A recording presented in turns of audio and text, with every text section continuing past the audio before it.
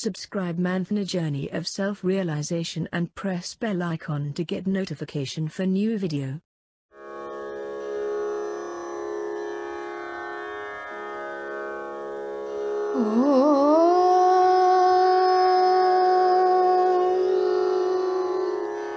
Namah Shivaya.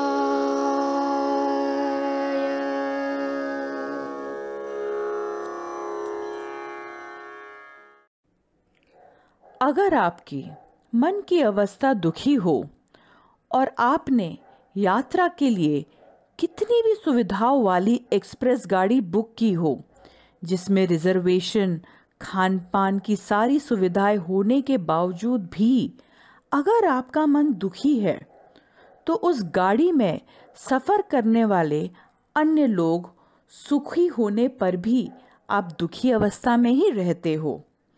किसी का स्वास्थ्य खराब होने का या सीरियस होने का संदेशा आने पे आप अधिक मूल्य देके रिजर्वेशन करते हो।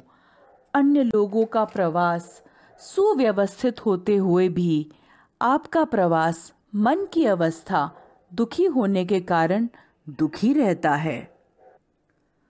परिस्थिति कितनी भी आपके लिए विपरीत हो, किंतु श्री सद्गुरु को आपके मन की अवस्था किसी भी हाल में दुखी नहीं रखनी है। परिस्थिति कैसी भी हो, लेकिन मनुष्य जीव ये आनंद स्वरूप है। श्री सद्गुरु हमें बताते हैं कि हम आनंद स्वरूप है। यही सोचते हुए हमें जीवन में आगे बढ़ना है। जीवन में सुख और दुख के फेरे तो आते ही रहेंगे। इन फेरों से कोई नहीं छूटा है। आप, हम और स्वयं श्री सद्गुरु। और पुराणों में पढ़ोगे तो स्वयं भगवान भी इन फेरों से पीड़ित थे। तुम्हारे हमारे जीवन में यह जो सुख दुख के फेरे आते हैं, उन्हें हल्के करने के उद्देश्य से पुराणों में भगवान भी सुख दुख के घेरों में उलझे हुए दिखाए हैं।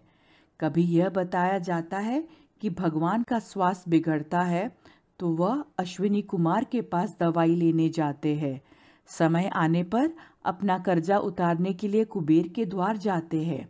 यह इसलिए पुराणों में दिखाया जाता है कि जो हमारे साथ होता है वह भगवान के साथ भी हुआ है। यह इसलिए बताया गया है कि किसी भी परिस्थिति में अपना मन विचलित न करते हुए स्थिर रखना जरूरी है। यह सब समझाने के लिए श्री सद्गुरु अलग अलग प्रयोग करते हैं। हमें बगैर हिचक के अपना सुख दुख का भार उन पे सौंपकर स्थिर मन से रहना चाहिए।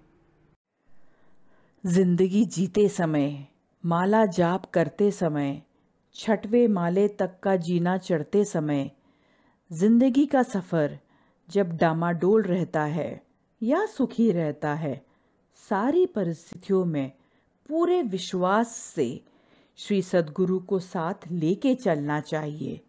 सिर्फ दुख में ही नहीं तो सुख में भी श्री सद्गुरु को साथ लेके जीवन में आगे बढ़ना चाहिए।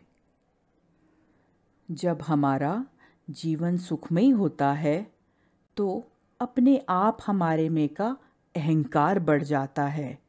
जब सब कुछ सही चल रहा रहता है तो हम बाकी सामान्य लोगों को नज़रअंदाज कर देते हैं, और इसके विपरीत जब हम दुख की छाया में आ जाते हैं तो हमें लगता है कि सब ने मेरी मदद करनी चाहिए, मेरी पूछताछ करनी चाहिए, मुझे सहयोग करना चाहिए।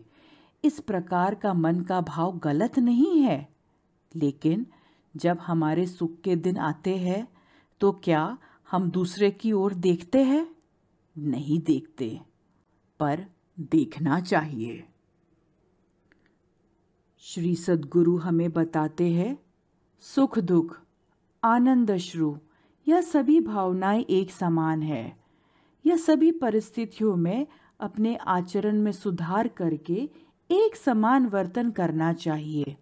जब हमें हमारा उद्यम व्यापार चलाना है, जिंदगी जीनी है, घर चलाना है, अपना आयुष्य आगे बढ़ाना है, तो सुख और दुख के फेरे आते ही रहेंगे।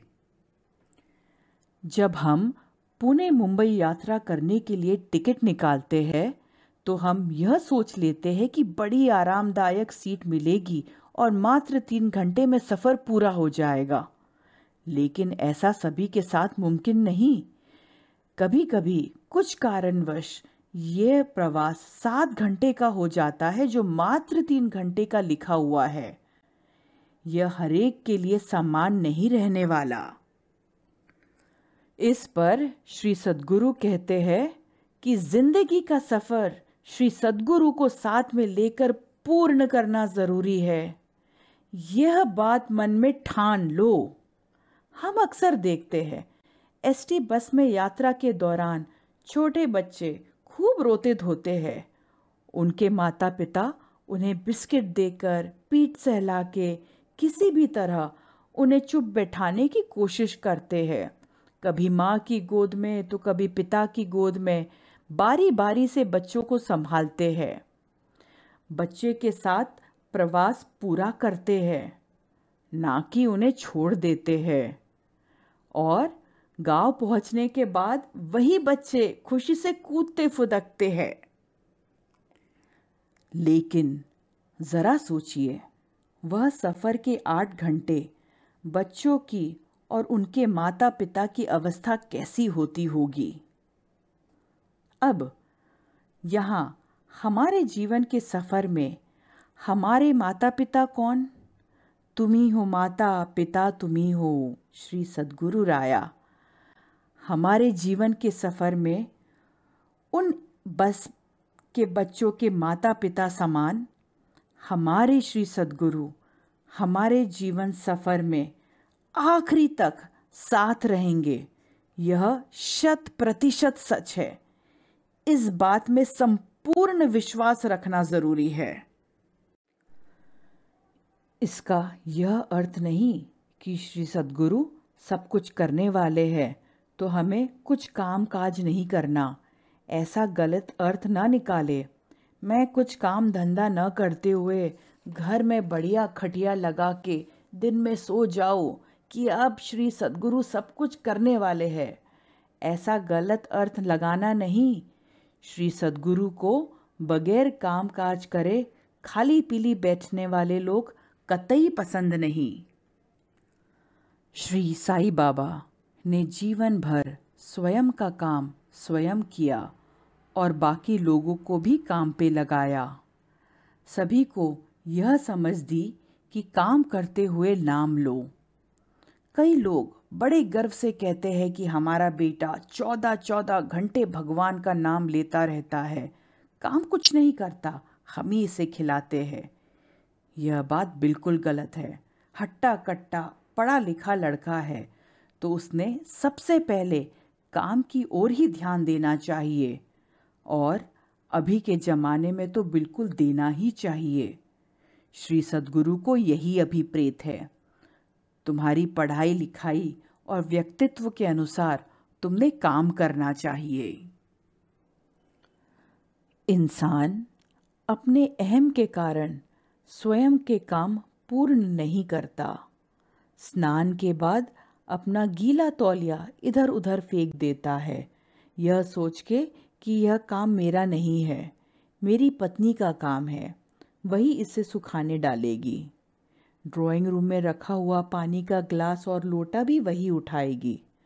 अगर किसी ने कहा कि वह गिरा हुआ कागज उठा लो तो हम कहते हैं कि नहीं, यह मेरा काम नहीं है।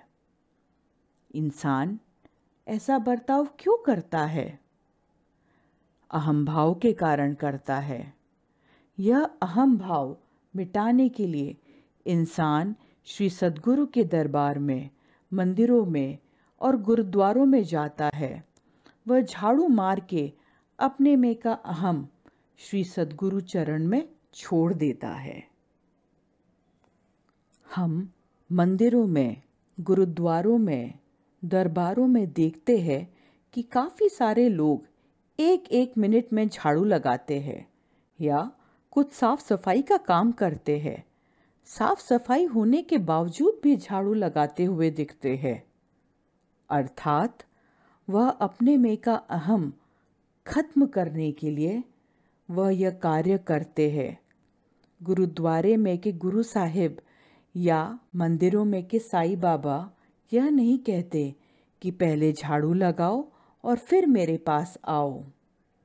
हम स्वयं होकर अपना अहम भाव उनके चरणों में छोड़ देते हैं।